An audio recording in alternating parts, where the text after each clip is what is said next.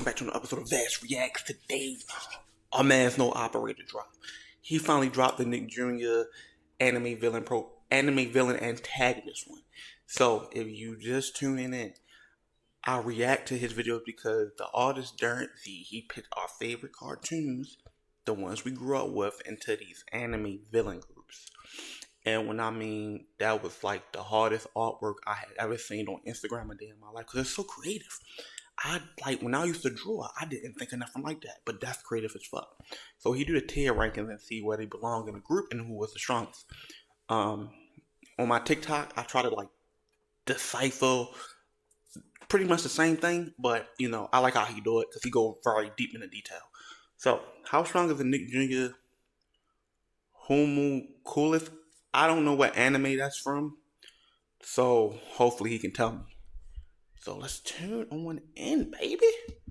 Tune on in, come on. So artist Dora and Steve created this awesome artwork depicting the hardest shit in the world. Hold on, I'm gonna turn this up because I cannot hear. I'm gonna turn this up. Of our favorite childhood cartoons, all in different anime villain organizations. Yeah, so I haven't seen the Disney one. I've seen the Boomerang one, Nickelodeon one, and Cartoon Network one, and I don't think he did the PBS Kids one yet. I don't know. I'm not sure. I probably already watched it, but I'm not sure if he did. The last 4 videos, we broke down so he didn't do that. He did Nickelodeon, Cartoon Network, going down Disney, their rosters and Boomerang.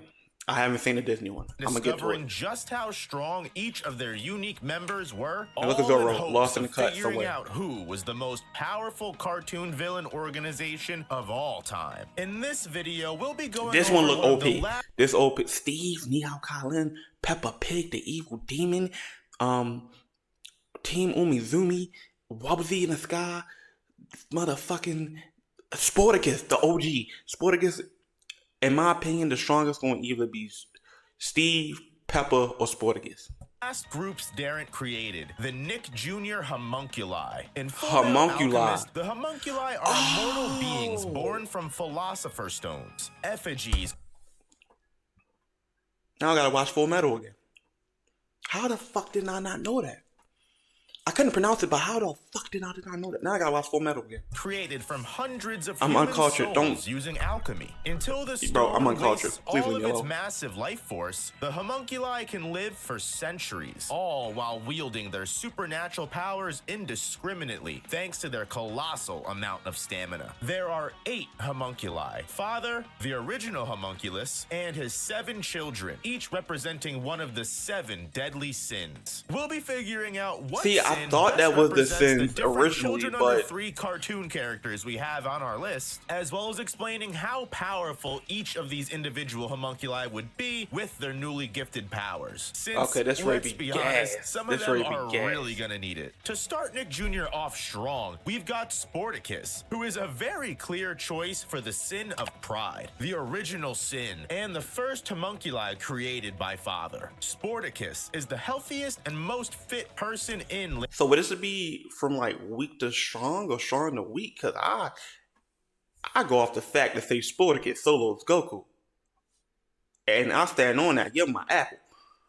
Lazy Town, and he never lets anybody forget that. In fact, Sporticus flies his Zeppelin above Lazy Town and pops down to command the peasants to exercise and be as cool as him. Sporticus is obviously quite prideful about his physical condition, which is why he makes the most sense. But like Pride and Full Metal Alchemist, Sporticus is also a pretty powerful character in his own right. His muscular physique is not just for show, as Sporticus has shown extreme feats of strength, such as when he used a single kick to push a leaning tower back in place, or lifted a whole pyramid with his bare hands. Not only does this mean Sporticus would be able to lift an entire city block, he's survived explosions caused by Robbie Rotten that have launched people to the moon and could have potentially destroyed all of Lazy Town. Sporticus is able to perform these superhuman actions thanks to the stat boost he receives when eating his quote-unquote sports candy, which is actually just fruit and vegetables. That when I was a kid, I didn't used to eat fruit, no vegetables. Still don't eat vegetables. Sporticus is the reason I started eating fruit, because he was like, fruit tastes just like candy. I used to fuck up some apples, bananas, oranges, and all that until I got older and realized this shit doesn't taste sweet as I thought. But I still eat fruit to this day. Veggies. While amplified by sports candy, Sporticus is able to break his average physical limits. His hovering over top Zeppelin is also able to care package drop Sporticus, whether he's gotten a four-person kill streak or not, meaning he always has access to weapons or sports candy when he needs it. Combine Sporticus's strength with Pride's shadow powers, the new homunculus might even surpass the original. And considering Sporticus can already home run apples to the moon with a baseball bat, I'd hate to see what he can do when Sporticus can just manipulate Lazy Town's shadows and force them to exercise forever. Unfortunately, not every homunculus can be a winner, as our best stand-in for Envy, the evil and conniving shape-shifting homunculus, is Wow Wubbzy. What? Well, a quick skim through most of Wubbzy's episodes revolve around Wubbzy being jealous of others for the most part and just making mistakes because of it, or wanting to be able to do a certain I missed this show. This is my favorite fucking show. Talent and just not being as good as someone else, and I love Wow Wubbzy. Besides having a long and bent tail, which is his only distinguishable trait, Wubbzy is ultimately pretty useless in his own series, especially when you consider actions that might be viable in an anime fight. Envy's original power of being able to transform into a giant monster, as shown in the actual artwork Darren created, is probably Wubbzy's best bet of being a threat in battle. Now, in his show, some of Wubbzy's friends might have tools or objects that could be of use to him should he steal them before crossing into the FMA universe, such as his neighbor Widget, who has once developed a cloning machine to create an army of I remember this episode. or a hat that, once put on, makes that person think and act like Wubbzy. There's also a man named Mumu the Magician, who has the magical potential to threaten the entire city of Wuzzleberg. While sleepwalking, Mumu could make entire buildings disappear, and he's even shown himself capable of teleporting to other locations. Not only has Wubbzy taken magic lessons from Mumu, if Wubbzy steals Mumu's wand, he gains all of that magical power, albeit without any of the experience or knowledge of how to use it properly. But if Mumu can threaten the entire town while sleepwalking, Wubbzy might be even more dangerous not knowing what he's doing with the wand than if he was. Now, homunculi stand-ins like Kylin from Ni Hao Kylin are actually much more impressive. It's Kylin. It's Kylin. Ni hao. I'm Kylin. It's Kylin. It's Kylin. Not Kylin. But this is also a great cartoon as well. Than you would think. Kylin is a 6-year-old girl who is able to befriend and talk with animals. This power to talk with different species goes one step further, as Kylin is one of the many cartoon characters on this list that is actually able to connect with the fourth dimension and directly communicate with those higher beings. Kylin is aware of these entities, known as the quote-unquote Watchers, and is able to reach into separate dimensions. Came out of nowhere. She's able to freeze all time so she can converse with these higher beings, she is able to gain emotional wisdom and answers on how to properly handle situations from them. If the viewers actually always give Kylin the best advice possible, and she can constantly stop the world around her to get this information with no drawbacks at all, her battle intelligence and overall problem solving could be unmatched. But Kylin is able to do more than just communicate through dimensions, as she also displays a modicum of control over her own dimension as well, being the one responsible for the sun rising every single morning in her galaxy. Due to Kylin, I love how he goes so deep into, like, makes it sound so atrocity, like some atrocity. Like, Kylin, we told the sun to wake up, but the whole time it's Kylin manipulating the sun to control, to swarm over her galaxy and give her whole universe heat. That was a really bad description of what I just said, or what he just said.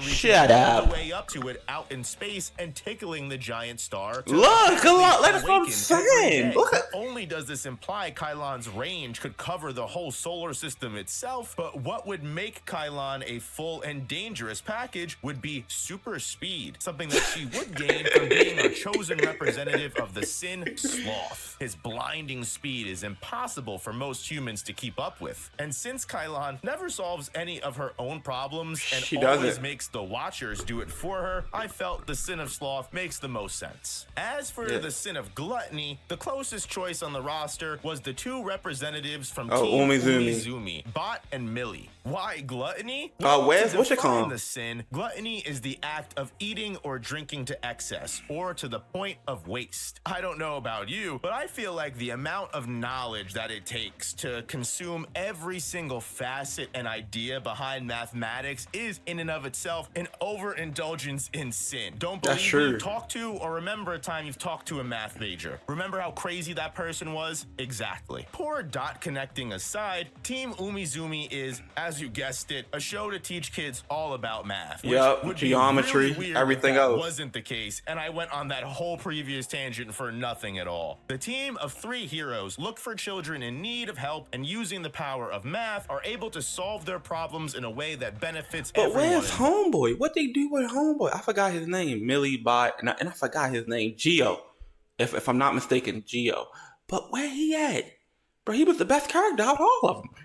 So besides their obvious high intelligence, they are superheroes and definitely have higher than average physical stats. Bot is the team's friendly robot that acts as their calculation machine, as well as seemingly bottomless portable storage space. Not for nothing, makes me think it was the perfect call to make Team Umizumi the replacement for gluttony, because that is legitimately the homunculi power that Bot would get anyway. Checkmate. Bot can use the screen on his belly to locate the people in need or look for specific things. The tools its robot body also has consist of vacuums, rope, or even full-on medical and surgical tools that can easily heal wounds on allies. And despite Millie missing her other intelligent half in the boy Geo, the only thing Team Umizumi would be missing is another mind to help solve equations. Millie has been shown to build objects before without Geo, meaning her mathematical powers aren't nerfed in the slightest by his absence. Millie can fight enemies off with karate, also use her pigtails in combos that are able to extend and stretch out as weapons themselves, and these pigtails are able to shapeshift on their own, transforming into rulers, scales, and other measurement tools. Millie can cause a target to grow or shrink according to the calculations that she comes to, once defeating a villain simply by measuring their current size and counting down their measurements until he's shrunk down to her level. At the extreme, that's OP. Millie's math powers can also border on reality warping abilities that allows Millie to manipulate existing patterns or create ones where they don't already exist. By building these patterns or changing them, Millie can alter environments entirely to escape impossible situations or change people's appearances, even her own. Team Umizumi has also been known to break the fourth wall, making them trans-dimensional beings to some degree as well. And speaking it's like of trans-dimensional beings, it's like every Nick Jr. character is trans-dimensional because you can break the fourth wall. Every Nick Jr. character is trans-dimensional. There is no better group of characters, in my opinion, that fit the bill of the sin of wrath than the group of Backyardigans, who and Max in the background. For some reason traded their women characters for Max Bunny from Max and Ruby. Max Bunny is a relentless and pathological force of nature that stops at nothing to get what he wants, regardless of who gets hurt in the process. The entire premise of Max and Ruby is Ruby trying to keep Max under control, but at the end of every episode, whether it be by sneaking right by Ruby with masterful strategy and intelligence, convincing and now he can fucking talk. Max can literally spit out 4 sentences instead of saying one word. Never knew that until just like recently. Use them as a distraction or some type of partner in a heist. And for the jobs that are said to be impossible, Max has been known to completely transform into a being known as Super Max. And according to Ruby, Super Max and his partner Zoom Zoom, otherwise known as Morris, have saved the entire planet before. But Max's mind does not just allow him to take on different personalities with supernatural powers. Oh no, it's not just a great way to strategize against other groups of kids for tag. It also has the mental capacity to conjure imaginary friends with powers of their own. And this is where the Backyardigan trio of Tyrone, Pablo, and Barris come in. The Backyardigans are famous for being able to completely warp the planes of reality with their imaginations, manifesting massive scapes of land, sea, or even outer space areas, crafting That is distinct true. narratives and unique ecosystems and habitats within them. Some of these pocket dimensions have been shown to contain their own star systems, as well That as is true. multiple I'm different surprised planets. he's not saying they're the most OP ones out this list. I'm thinking he's going to give that to either Dora or Peppa. And this power can That's one even thing be he's gonna get at extended into the normal world, shown when Tyrone and Pablo completely dissolve a slide within a cannon of green ooze. But what's even more dangerous is the Backyardigans' ability to take the role of any job or being they see fit, as well as completely inherit any and all stats that position would require. Some of them have even placed themselves as gods in their imaginary landscapes, such as when Tasha shook an entire island with her volcanic eruptions, or when Spaceman Pablo literally smacked the moon away with a tennis racket. Because of this versatility, the Backyardigans can do almost anything they set their mind to. And because they can affect others' realities as well, shown when Uniqua is transformed into a soccer monster just by making contact with one of Pablo's soccer balls, their power can even influence beings of equal dimensional power to their own. So even cartoon characters with Toon Force could even be at risk against the Backyardigans. Also, Austin the Kangaroo. It's like that domain expansion. Literally, the Backyardigans literally have all of them has a built-in domain expansion. It can be domain expansion. Domain expansion. The Wild Wild West. Domain expansion. Onto the moon. Like, bro, the Backyardigans are OP by themselves. If they can create pocket dimensions. Kangaroo And you got to bear with me now. Yeah. So, add being a god of destruction that could easily blow up the entire universe to the list. As Max's imaginary friends, the Backyardigan trio of Beerus, Pablo, and Tyrone buff the young rabbit's power tremendously. And together, the four of them can exert their wrath on any who get in their way, whether they like it or not. However, this ability to bring imagination to life pales in comparison to the two strongest homunculi of the family, Steve from Blue's Clues and Dora the Explorer. The OGs. Homunculi might The have fucking been able to peer OGs. into the fourth dimension The and Nickelodeon communicate OGs. with them. Dora the Explorer is able to utilize the power of the quote-unquote Watchers to their fullest extent, and even bring their physical influence into reality through the powers of the Blue Pointer. Not only is Dora able to converse with Motherfucker, I just saw Moose and Z. I didn't see them for over 10 years. Oh my god. I didn't see them. these higher dimensional beings and utilize their knowledge to solve complex problems and puzzles she otherwise could not, Dora is able to have the Look at Blue Moose and Pointer Z. actually affect I the missed physical plane, them. manipulating other Look, Z's beings' scared. He know about that existences or pointer. inanimate objects and moving them, altering the natural course of her dimension by allowing these watchers to interfere with obstacles in Dora's path. Like Kylin, time completely stops so Dora can receive these divine revelations that are never wrong. But on top of the blue clicker, Dora can make use of the two other eldritch entities that can warp existence. What to is Dora's this? Why that's so benefit. And detailed? These two tools are known as the map, an omniscient scroll that can change its content to lead Dora through any location or towards any object, whether it be over land, sea, or even outer space itself, and Dora's backpack, which, according to the song it sings, is a backpack who has gained sentience and can use its insides as a bottomless pocket dimension that will contain any object needed for Dora to deal with the situation in front of her. Anything you need, I've got inside for you. Are you calling backpack a fucking liar? However, the other side of the coin is just as insane. Compare that to the Lovecraftian god that is Steve from Blue's Clues, who on a mere whim can use Skidoo, some unknown power that can allow Steve to transcend the astral plane. It all around just allows Steve to transcend literally any plane he wants. Steve can grow or shrink himself on command to fit into any. This is out of topic, but I'm a Ravens fan, and I found out Steve was an Eagles fan because the Eagles beat us, and I was devastated, very heartbroken. realm or pocket dimension he desires, and breathe life into one's inanimate objects such as books, paintings, or even simple drawings, and convert them into entire worlds that Steve can then enter and manipulate at his own will. These universes sometimes contain sentient life with no understanding that they've been created as mere playthings for Steve, who will abandon them by the end of the episode and, if they're lucky, simply forget them and let them live on their lives. The man was able to traverse the solar system in little to no time at all in service of changing and rearranging the planet's positions as he sang a musical performance. And the fact Steve is able to travel anywhere he wants means no one is safe. Not even the Watchers from the fourth dimension, whose hearts were all broken by his leave. Top 20 saddest anime moments of the century. You're not lying. Because when he came back, the internet broke and everybody cried.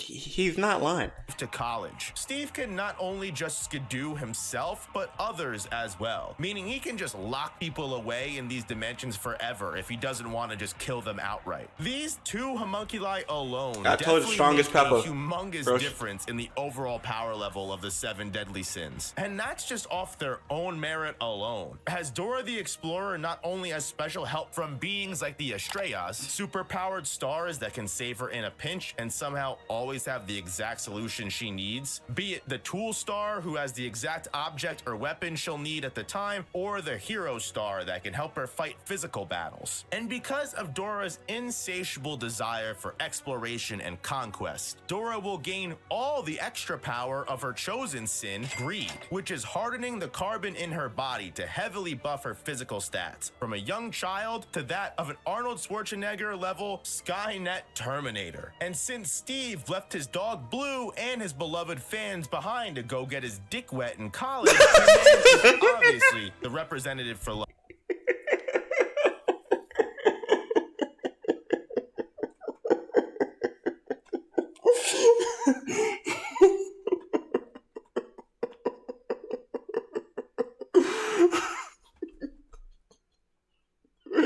This nigga is crazy. He is fucking crazy. Yo. And he gave him life.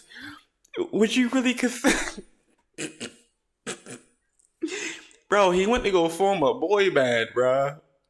Come on, bruh. Give us some... Lust. Why else does anybody go to college? As Lust, Steve can grow his fingers really sharp and long like spears, which isn't really the most helpful power in battle, but doubling as an all-powerful outer dimensional being is more than enough for him. And with our set of 7 sins completed, it is time to introduce our father, who, in the most it's fucking Peppa. turn of events, It's Peppa. is shown to be Of course. fucking pig. This fucking demon-ass pig. That pig is the most evilest shit in the fucking world. Remember when she did the little Susie sheep? She hung up on the phone on Susie because she was jealous because she couldn't whistle like Susie sheep. Peppa is a fucking demonic entity. Honest, I combed through hours of Peppa Pig, probably more than I should have. This pig doesn't do shit, besides having a death note, and that the average pig can rip off a full-grown man's arm if they're hostile enough. Compared to the 7 sins, Peppa Pig's really not the all-powerful father figure they need to lead them. I guess if we say she gets father's canon mastery over the country's alchemy, since all the sins get their homunculi powers, that does bump Peppa up the food chain a little bit, but if these sins end up betraying father like some of the others did, things could go very, very bad for Peppa Pig. What do you guys think of the Nick Jr. homunculi? How strong are they, and how do they compare to all the other? Now, personally, I didn't mean. Wait, I'm gonna keep going. Really want the PBS moons? I mean, Yes. seriously, Yes. can we just bring all this madness to an end? Let me know down in the comments. And if you made it this far into the video, hit that like button and subscribe to make sure you don't miss what I'm cooking up next. Thank you so much for watching, guys, and I'll see you in the next one. Peace. Okay, so yes, we do want the PBS moons. I know this from Demon Slayer. I will rank them behind the Boomerang CP9. I haven't seen the Disney one. I gotta get to that ASAP. But I will rank the Nick Jr. homunculi behind the Boomerang CP9. only for obvious reasons. Dora, the Backyardigans, Peppa, and Steve. So Peppa is the evil genius behind the whole thing. Little do we know, and next thing you know, Steve and Dora is her heavy hitters, while the Backyardigans doing anything on the side. And plus, they got berries, so you can't beat that. But yeah, there's been no operator. There's been no operator. Vass reacts. Like, comment, subscribe. See you guys next time.